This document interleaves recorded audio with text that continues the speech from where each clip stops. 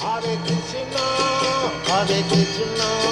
Krishna Krishna, Hare Hare, Hare Rama, Rama Rama, Hare Hare.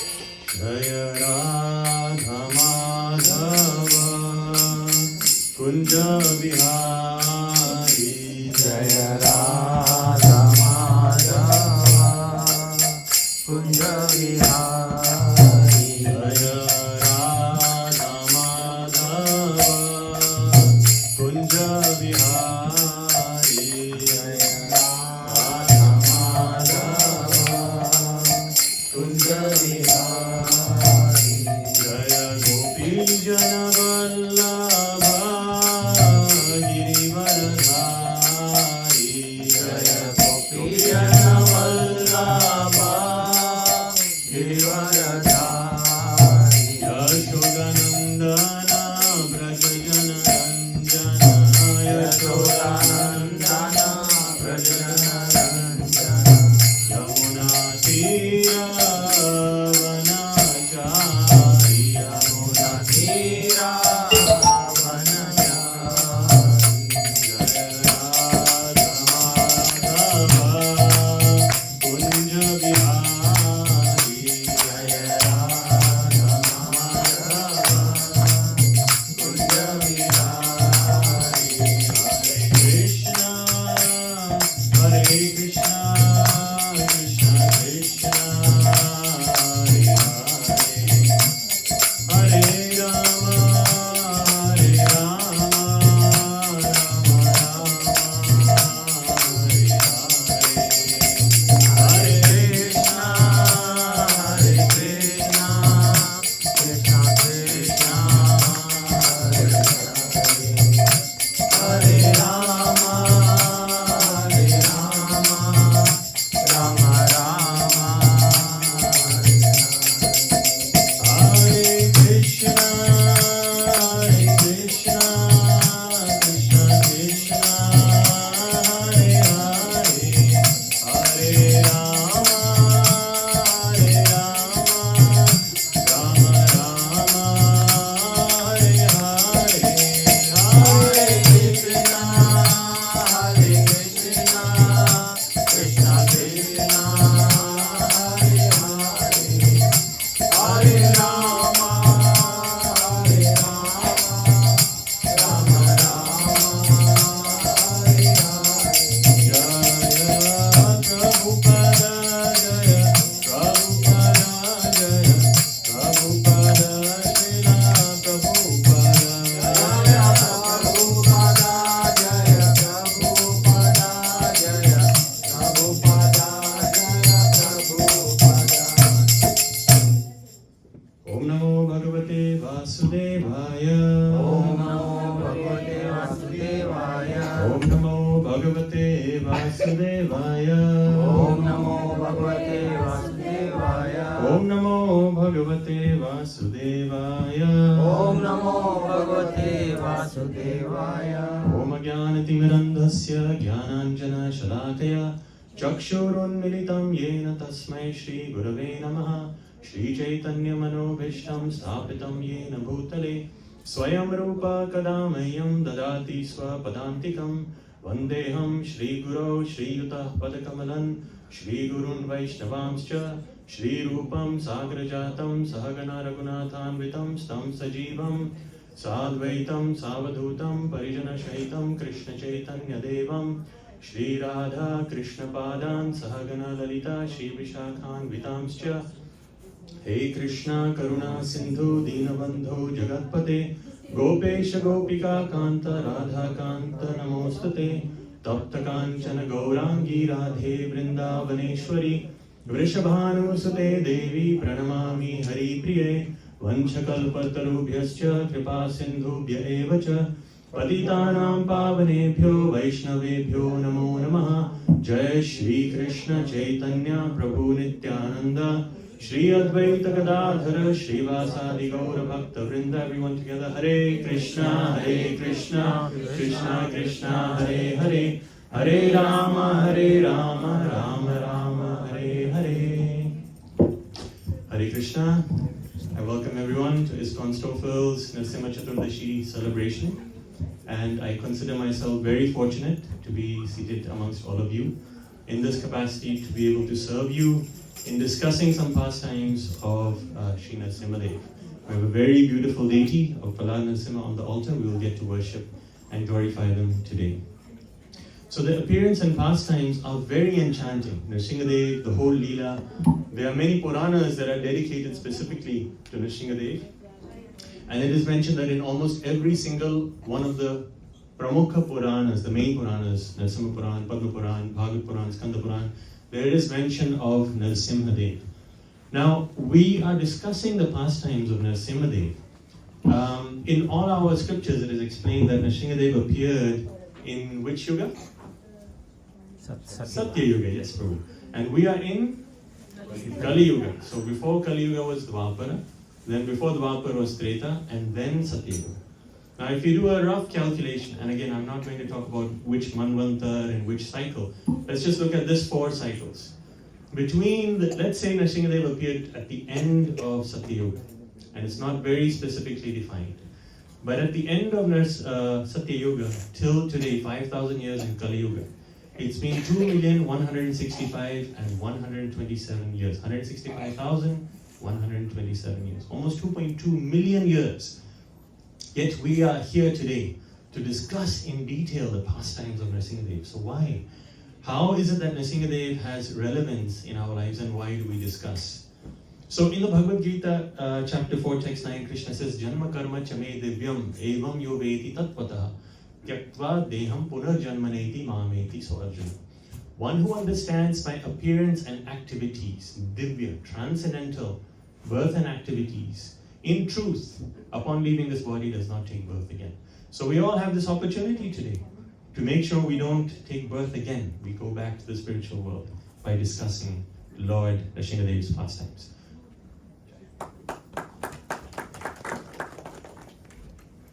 Thank you, Prabhu. This Mahagalan will empower me to speak, and given by you, Prabhu, more blessings my way.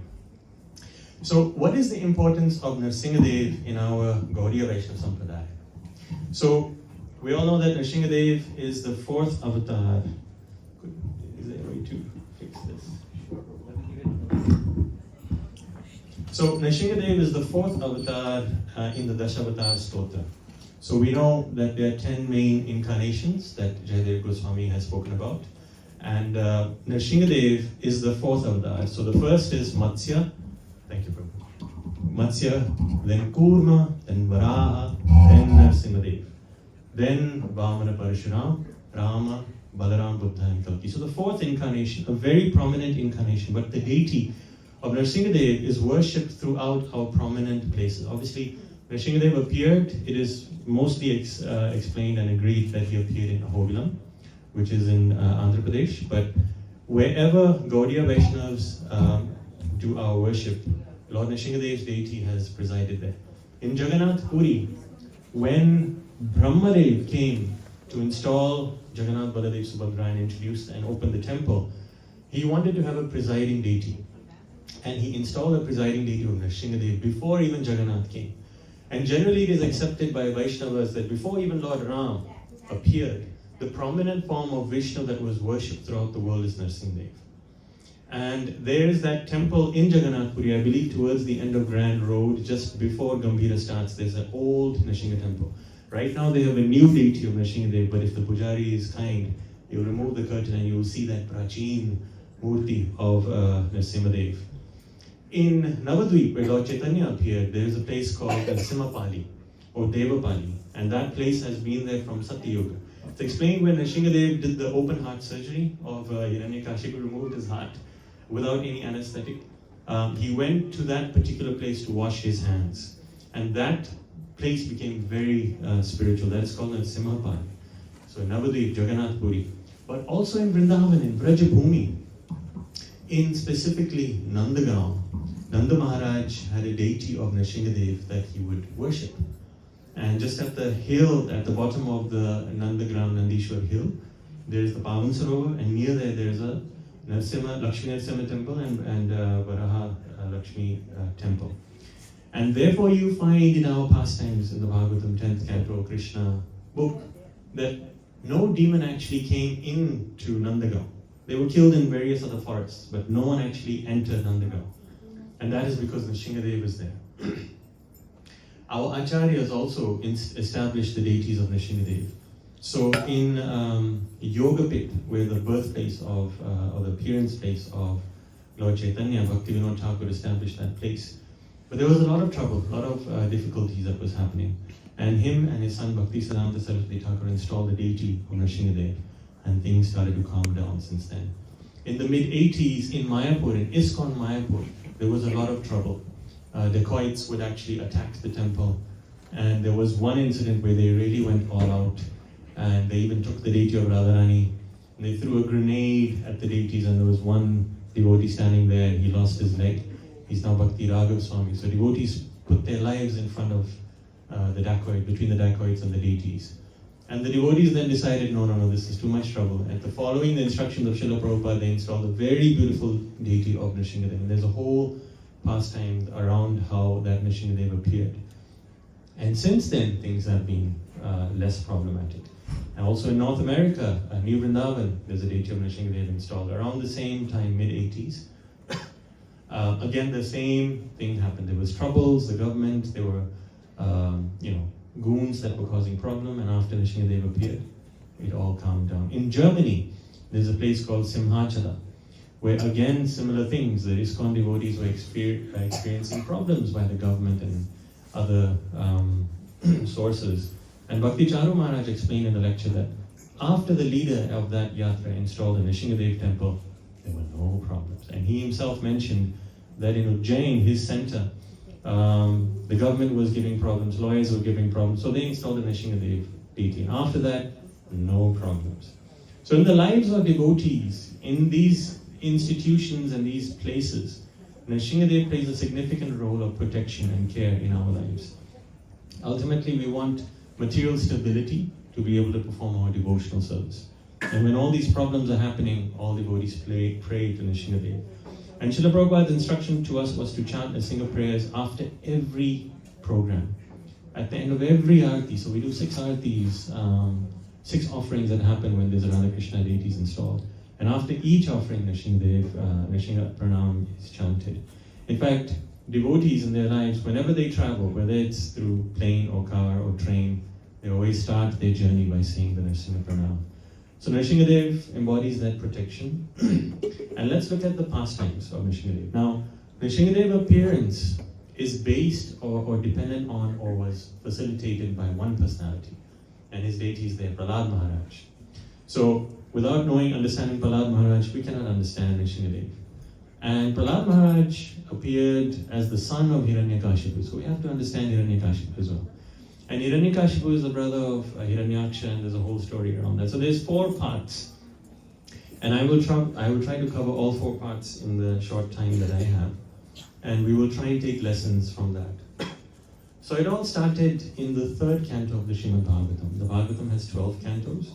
Prominently in the 7th canto is the pastime of Nrsimhadev, but he's mentioned in the 1st, 3rd and 7th canto. In the 3rd canto, it's explained that they are sons of Brahma called the 4 Kumaras. And those 4 Kumaras are in the form of 5-year-old boys. They're one of the oldest beings in the material world. Yet they are so renounced that they don't even wear clothes, they're not worried about external appearance. So one day they entered Vaikuntha. And Vaikuntha has 7 doors, 7 gates. And on the 7th gate, there are 2 guards, Jaya and Vijay. And Jaya and Vijay were standing there guarding the entrance. Now, typically, for someone to actually enter Vaikuntha, the 7th gate, they are not an ordinary being. It's not just like you and I can take a bus ride to Vaikuntha and walk in with a ticket. No.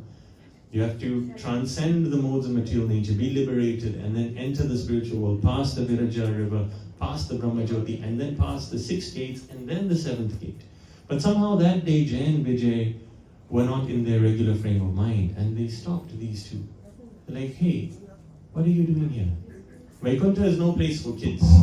We find kids in the temples, it's always like children must be, supervised. Or you go to any place, children must be supervised. And they thought, these 4 kids, where are their parents? Unsupervised kids running around in Vaikuntha will cause a problem. So they stopped them. They said, wait, you can't go in there. You're not even wearing clothes. And it's explained in the Bhagavatam that these 4 were very eager to meet Lord Vishnu, Sri Hari. They had done intense devotion. They were somehow focused on the impersonal form of the Lord. But they wanted to meet that personality. So they went all the way to the 7th gate and they were stopped. So that eagerness was halted or interrupted. So they became very angry. And they cursed Jay and Vijay. You both do not have the mentality of a Vaikunthavasi. So we curse you to go down to the material world. Now by that time, these 2 realized, oh, we've made a big mistake. We made a blunder. These are great sages. 4 kids don't have the ability to curse. But these 4 cursed the sages. So in the 15th chapter of the 3rd canto, text 36, it's explained that after being cursed by the sages, the doorman said, it is quite appropriate that you have punished us, my dear 4 Kumaras. We deserve that. We made a mistake. We are sorry. But we beg for one thing from you. Please, be kind to us. That you have sent us down, we are going down to the material world, where we are right now. We're in the material world. And they said, but just give us one blessing, that the illusion of forgetting the Supreme Personality of Godhead, even for a moment, will not come upon us. So they represented a very important instruction. In the Padma Purana it is said, Smartavyam Satatam Vishnu, Vishmartavyona Jatuje. That all instructions of all the Vedas, the 4 Vedas, the 18 Puranas, the 108 Upanishads, all the Itihasas, all of that is condensed into one verse. Always remember Krishna and never forget Krishna. And that's the benediction they asked. We're standing here. We're going to go down to the material world. Please bless us that we can not forget Krishna. Lord Vishnu appeared with Lakshmi Devi and their associates, and it was resolved. And the 4 Kumaras saw the beauty, and it's described in detail how his form was, broad-chested, beautiful eyes, and he was wearing a Kasturi jewel, and he had tulsi and sandalwood on his feet. And just smelling the fragrance of the tulsi, these 4 Kumaras completely forgot impersonal feature of the Lord and started to get into the personal worship. And then Lord Vishnu told these 2 doormen, I will give you 2 options. Either you go down to the material world and take 3 births as demons, or you can take 7 births as great devotees. And these 2 said, nothing doing. We want to get back here as soon as possible. We've made a mistake, so we accept the curse of being born as demons for 3 lifetimes. So they were born as Hiranyaksha and Hiranyakashipu, Ravan and Kumbhakarna in their next life, and Lord Ram delivered both of them. And then Shishupala and Dantavakra, who Krishna delivered. So those were the 3 prominent births. So a very important lesson that we can take from this is never judge devotees externally. If they are not wearing, a typical Vaishnava attire, or if they are not behaving in a perfect Vaishnava way, we do not know what devotion they have inside or what power they have. We typically expect the highest perfection from devotees, but that should not be the case. Bhakti is always about internals. It is never about externals. So Hiranyakashipu and Hiranyaksha descended into the world. They were born as Diti, as sons of Diti and Kashyapa. And there's a lot of details which I will pass over. But they grew up to become very terrorizing devotees. They were already very, very powerful. Hiranyaksha was the younger one. And there's a whole explanation in the Bhagavatam that he actually, so Hiranyakashipu entered the womb first, then Hiranyaksha. And Hiranyaksha came out first, and Hiranyakashipu came out first. Medically, if you go into a regular birth room, they'll say, no, Hiranyaksha came out first, so he's older because he came to the world first. But Vedically, birth happens from the womb. So Hiranyaksha's younger brother, Hiranyakashipu, was very powerful. And he did a lot of terrorizing, he disrupted a lot of devotees' lives. He took the Bhumi and threw her in the Garbha ocean. And Varahadev came. Varahadev appeared, and there's a whole celebration of Varahadvadashi. And he liberated Hiranyaksha. Now Hiranyakashipu became very angry at that. And he said, how could Vishnu kill my brother? He did not once question, what about all the things your brother did? He killed so many devotees, he caused so many problems. You never questioned that, but one act by Lord Vishnu that's the problem. So Hiranyakashipu at that time was very disturbed, and his entire family was heartbroken. His mother Diti was crying. Hiranyaksha's wife and children were very disturbed, and Hiranyakashipu spoke very high philosophy to them. And when you read that philosophy in isolation, you might think, wow, this is a very self-realized soul. Hiranyakashipu Uvacha, it's there in the Bhagavatam, and he speaks some really deep philosophy about the identity of the soul and the difference with the body. So Srila Prabhupada explained to us, and he taught us a very important principle. He said that Shastra and Shastra we all understand it's a weapon, they have the same outcome. They can cut. Shastras can cut through enemies, and Shastra can cut through ignorance. But if a Shastra is in the hand of a wrong person, they can actually cause problems. The same analogy that devotees give, a knife in the hand of a surgeon can save a life. A knife in the hand of a murderer can actually take a life. The same thing with a scripture. Scripture, if used for the wrong intention, will have a negative outcome. I will go off on a tangent because this is something I do want to say. It's been pointed out sometimes, not very well educated people point a finger to Lord Ram and say, hey, Lord Ram in the Ramayana killed the Shudra because he was reading scriptures. The very same principle applies. Lord Ram killed that Shudra in the Ramayana because he was using Shastra for the wrong. His intention was completely like a terrorist. So the Shastra or Shastra, the same thing. If someone is trying to make weapons at home, the police will come and say, wait, what is your intention here? Same thing with Shastra, and that's why studying scripture is very important. Therefore, Srila Prabhupada also explained that always validate your scriptural conclusions by speaking to senior devotees and mentors. Don't jump to conclusions. We're very good at that. We can quote scripture and say, according to scripture, this is how I'm supposed to do. And it sounds perfectly right for us, but always validate that. So then, after Hiranyakashipu calmed his family down, Yamaraj came and helped everyone also calm down. Hiranyakashipu then went on his mission. His mission was revenge to Vishnu. So he went to the Mandarachal hill and performed tapasya for 100 celestial years. Now 100 celestial years is almost 36,500 years on this planet. Now what kind of tapasya did he do? He stood on the tips of his toes with his arms raised. Now we all do, Kirtan, we raise our arms for some time. But imagine just, if you keep your arms up for some time, your shoulders start to hurt and you do need to put it down. But for 36,000 years, he stood with his arms raised on the tips of his toes, staring at the sky without blinking. And it is explained in the Srimad Bhagavatam that ants and insects completely consumed his entire body. His skin, his muscles, his blood, his flesh, everything. Only thing that was remaining was his skeleton, his bones. And what he had done, we all know in Ayurveda that your life is your prana. And the prana is basically your life air, and he kept that in his bones. But his tapasya was so intense that after his body got completely decayed, he was still performing that highest level of tapasya. So much so that a fire emanated from his head and started causing disruption to the higher planets. And all the devatas went to Lord Brahma and said, please, you need to do something, otherwise he's going to burn the entire universe.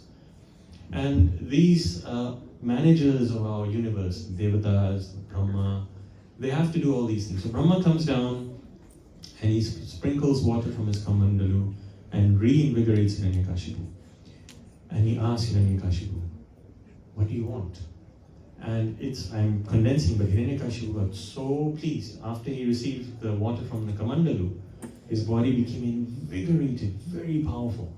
And so he prayed to Brahma, offered a lot of pranams and prayers to Brahma. And Brahma asked, okay, what do you want? What benediction do you want? Then in the 7th canto, 3rd chapter, 36th verse, Hiranyakashipu says, Nantar bahir diva naktam anyasmad apicha yudhe na bhumo nam bare mrityu nanare nam mrigairapi. The translation is, O Brahma, please grant me that I do not die within any residence or outside of any residence. I do not die during the daytime or nighttime, nor on the ground or in the sky. Grant me that my death not be brought by any being other than those created by you, nor by any weapon, nor by any human being, nor by any animal. And Srila Prabhupada in the purport says, Hiranyakashipu was very much afraid of Vishnu's becoming an animal to kill him, because his brother was killed by Vishnu in the form of a boar, Varahadevi. He was therefore very careful to guard against all kinds of animals. He said no animals. And he also said no humans. But even without taking the shape of an animal, Vishnu could kill him with a Sudarshan Chakra. And Lord Vishnu doesn't even have to be physically present. He could send his Sudarshan Chakra. So then Hiranyakashipu said, no weapons. Therefore, Hiranyakashipu was careful to guard against all kinds of weapons. He guarded against all kinds of time, space, countries, because he was afraid of being killed by someone else on another land. Srila Prabhupada goes on to say there are many planets, higher and lower, therefore he prayed for the benediction of not being killed by any resident of these planets. Now, Brahma understood that this has to be the pastime of Lord Vishnu. Because here is one person who's done the hardest tapasya. There is no one else in history, even Ravan, when he came as Ravan, did not do it at this level. So Brahma gave him the benediction, Tathastu, Evamastu, let it be. And he became very powerful. Now I want to pause here for 1 second and maybe have a reflection here. We all know Lord Shiva is known as Ashutosh. Ashu means very fast, and Tosha is from Toshanam, which is satisfied. So Lord Shiva is very easily satisfied. So why did Hiranyakashipu worship Brahma and not Lord Shiva? He could have worshipped Lord Shiva and got it in half the time. You have to think about the value for your time. But Hiranyakashipu specifically went for Brahma for a few reasons. Number one, let's start with the Vaishnava principle. Who is Lord Shiva? Vaishnavanam yatha shambhu, the highest most Vaishnava.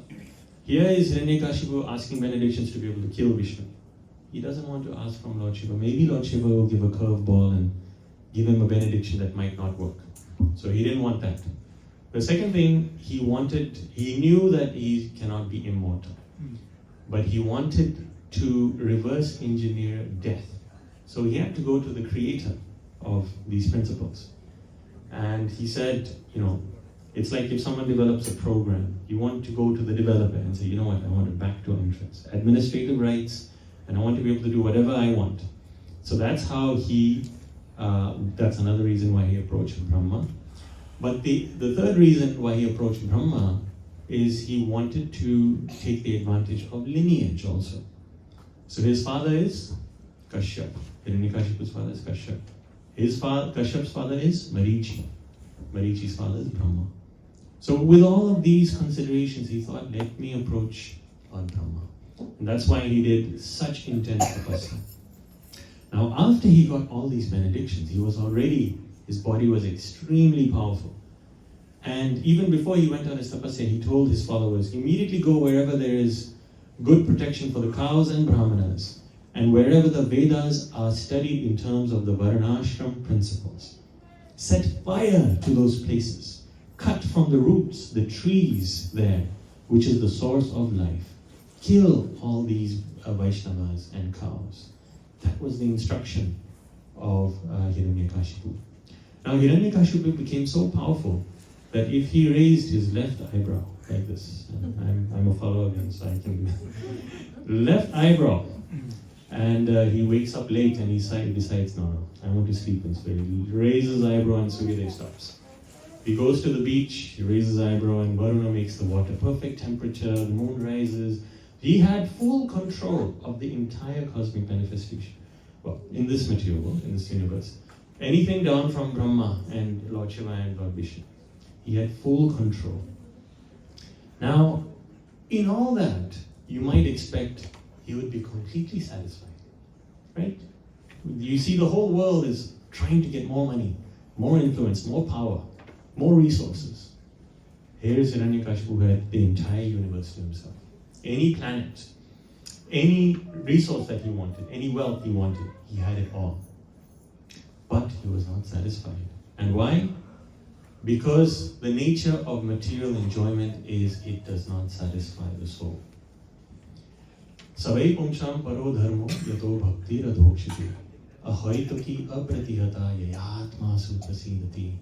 The soul can only be satisfied when you do pure devotional service to Sri Hari.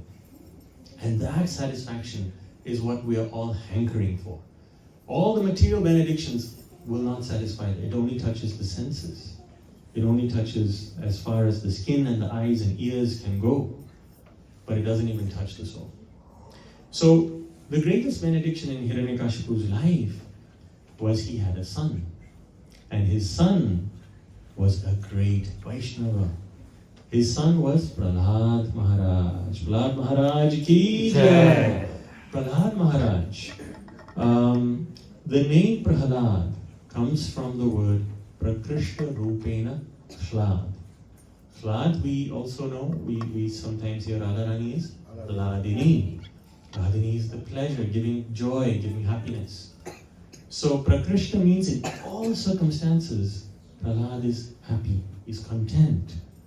On one hand, you see Hiranyakashipu with everything in the universe, completely dissatisfied. And his son is completely satisfied. Why? Because he has pure devotion in his heart.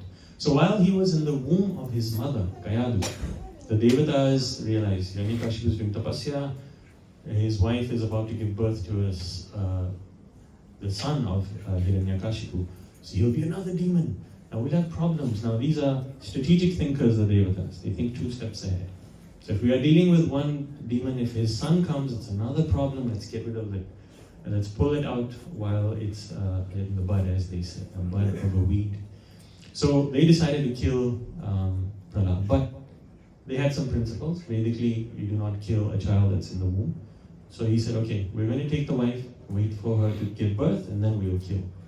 So they were taking Kayadu. And just at that time, Narad Muni comes and says, wait, what are you doing? He said, no. They explain, Narad Muni, this is what we're thinking. Because Hiranyakashipu's son, we're going to kill him when he's born, so then we don't have a second generation of problems. We've got only one generation to deal with. And Narad Muni told them, no, we had no idea. This is a great devotee. This personality will change the way the world is. When the Devatas heard this, it's explained in the Bhagavatam. They did Pradakshina of Kayadu. On one hand, they were about to kill this child when he was born. But when they heard from an Acharya like Narad Muni, no, this is a great devotee, they did Pradakshina. That is the culture of the Devatas. So then Narad Muni said, just relax, go back to your homes. Right now Hiranyakashipu is doing tapasya. I will take care of Kayadu. So he takes Kayadu to his ashram, and there he speaks the Bhagavad philosophy to both of them. Now Kayadu is listening, and also Prahlad in the womb is listening. Now medically, I remember when I was in school, primary school, our teacher, brought an example of what does an embryo do? What is the first thing that an embryo does? They can't see, they can't smell, they can't taste, but they can hear. Scientifically now it's coming out, but for thousands of years, our scriptures, Abhimanyu, same thing. In the womb, he heard how to break the Chakravyuh. So Prahlad Maharaj learned everything about bhakti in the womb. And he became a pure devotee. Now, he could do only 2 things in the womb. He could do Shravana. So every time Narad Muni spoke, he was listening. And after Narad Muni finished speaking, Prahlad Maharaj would do Smaranam, remembering Krishna. And there's a bit of a history of his past lives. But in this life, he was focused on Smaranam. And when he was born, he was taken to the school of Shanda and Amarka, the sons of Shukracharya. Shukracharya is the Guru of the Daityas. Now, in their school, he grew up, became 5-year-old, and Shukracharya's school's principle was to teach everyone all demoniac qualities. There was no Toronto School Board or Durham School Board to give them principles of a syllabus. It was pure Shukracharya syllabus. teach everyone how to be pure demons. So they were trying to teach that to Prahlad Maharaj. But because his heart was completely, purely remembering Sri Vishnu, Sri Hari, he could not accept that.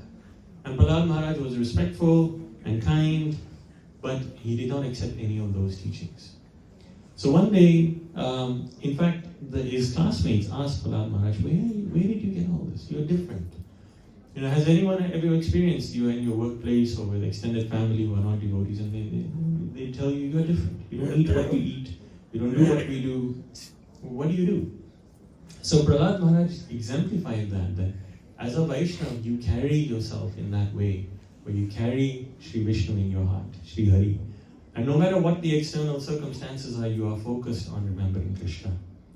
So he started preaching to his classmates, and they started doing Kirtan, they started doing Vaishnavism, and his teachers started getting worried, but they thought, you know what, it's just children, let's just ignore. So one day Hiranyakashipu saw his son, brought him home, and put him on his lap.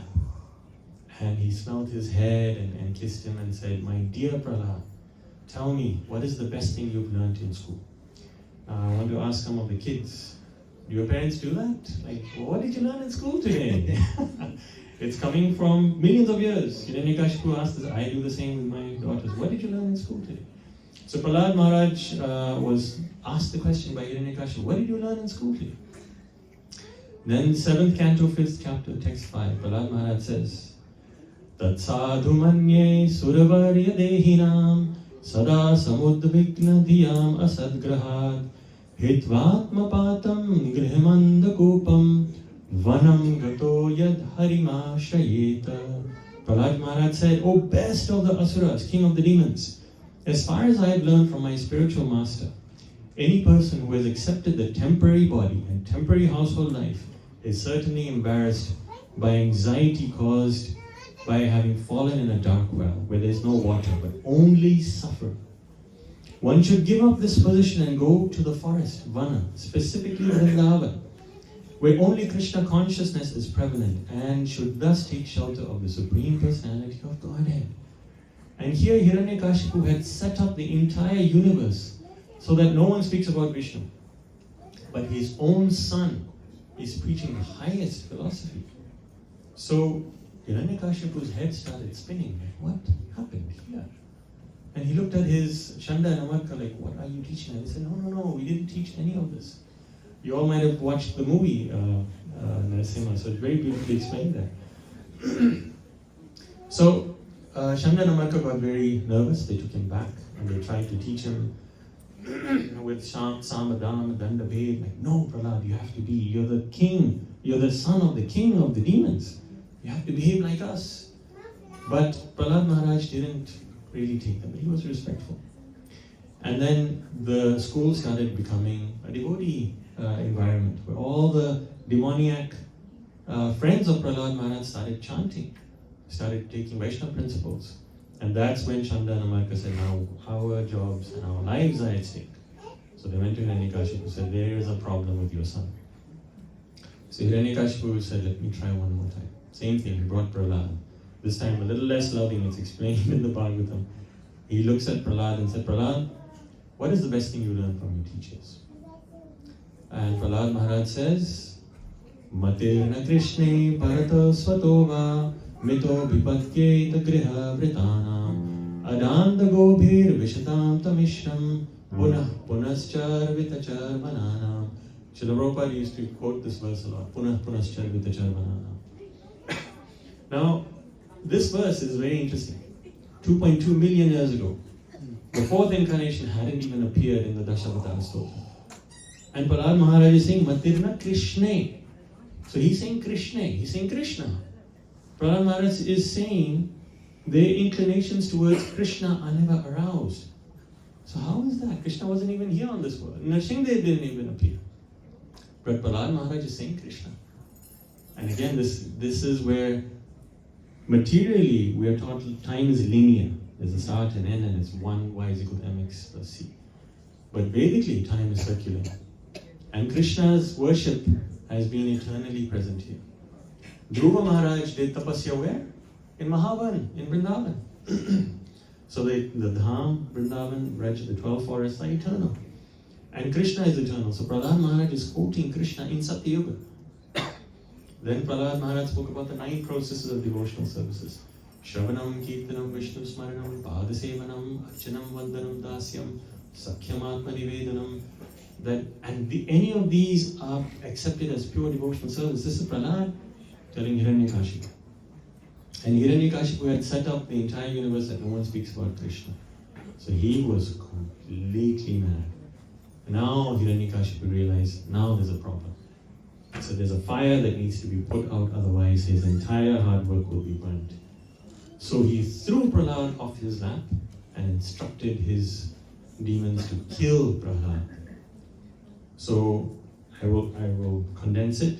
They tried with weapons, with venomous snakes. They tried to have Prahlad trampled under elephants, burnt in the lap of Holika, but Holika got burnt. Prahlad Maharaj walked out unscathed. They tried to throw him off the mountains, and in all of these situations, Prahlad Maharaj was doing 2 things: Smaranam and Kirtanam. He was just chanting the names of Krishna. And he was completely in remembrance of Krishna. He never forgot Krishna for a moment. And in Bhagavad Gita it said, Ananyas chintayantamam ye jana paripasate tesham nityabhyuktanam yogakshemam vahamyaham. So yogakshemam vahamyaham, I carry what the devotee lacks and preserve what they have, can only happen when it's ananyas chintayantamam. It's not just Krishna will do that for everyone. He will do that for one who is always remembering Krishna. And Prahlad is that perfect exemplification.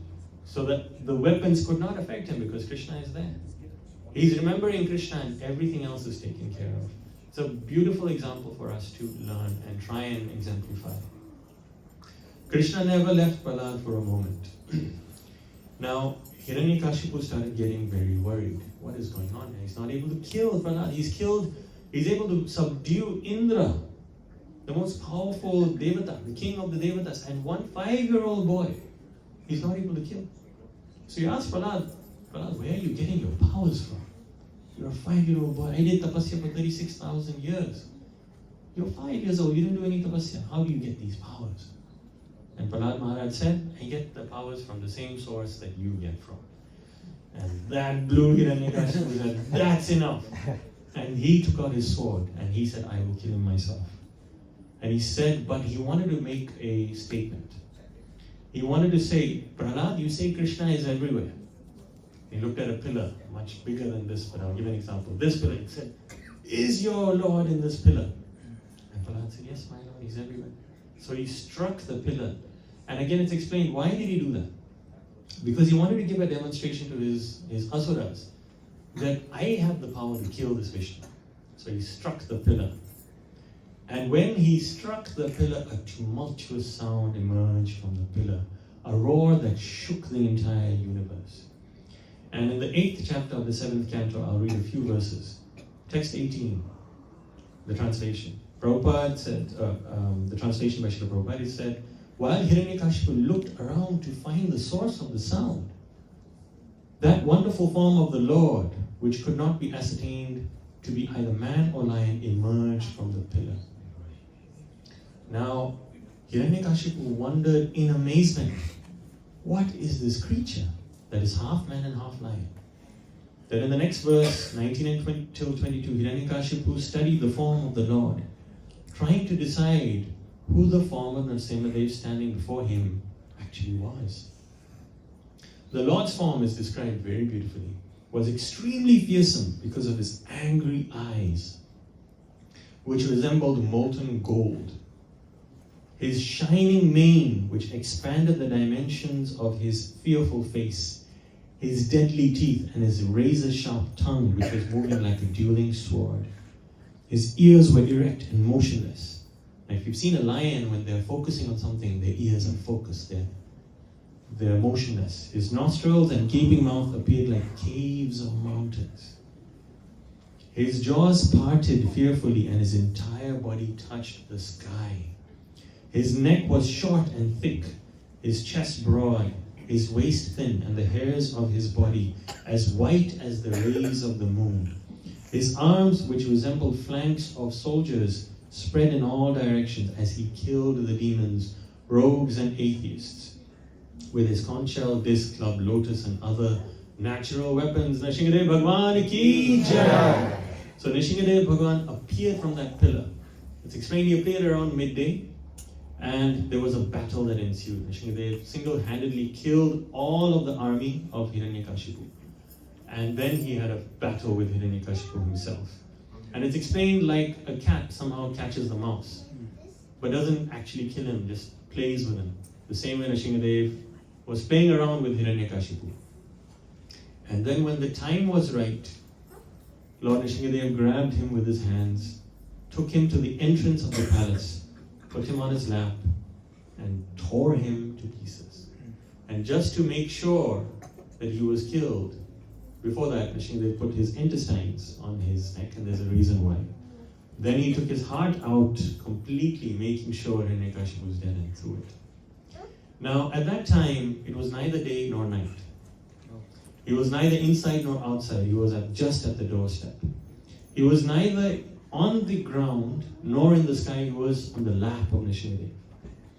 And he was being killed neither by a man nor an animal. Nrsimhadev is always obviously transcendental, but his form at that time was neither man nor animal.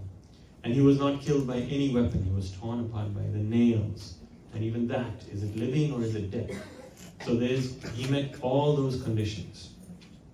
In this way, Hiranyakashipu was liberated. But Lord Nrsimhadev was still very angry. And all the beings present there started offering prayers. Brahma, Shiva, Indra, sages, Pitris, the Gandharvas, the Nagas, everyone started offering prayers, but no one could pacify the Lord. Then Prahlad Maharaj offered deep and wonderful prayers glorifying Nrsimhadev, who then placed Prahlad on his lap. And as a lion licks their cub, and you've seen that in videos or in person, Nrsimhadev was licking Prahlad Maharaj with so much affection and devotion. So there is so much more that could be said, but it is my time now, so I will stop here. Today is the day that we are celebrating here at ISKCON STOUFFVILLE. The actual day was on Thursday, but in the spiritual world, every day is a festival, so there is no difference in celebrating Narasimha Chaturdasi today. So Nrsimhadev Bhagwan ki jai, Srimad Bhagavatam ki jai, Srila Prabhupada ki jai. Hare Krishna, Krishna Krishna, Hare Hare, Hare Rama, Hare Rama.